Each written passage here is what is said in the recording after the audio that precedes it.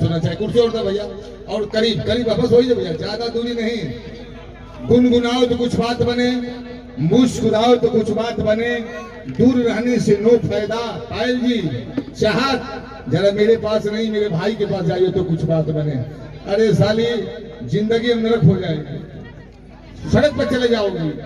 क्या बात, मतलब क्या होता है देख ले। चल भाई अब अरे तेरी भगवान बड़ी फुर्सत से तुहरा के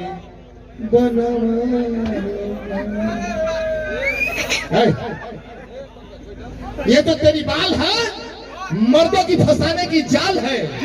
ये जो तेरी बाल है, मर्दों की फंसाने की जाल है।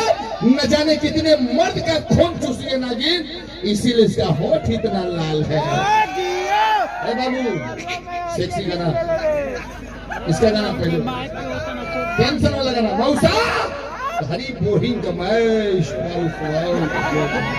आराम आराम से।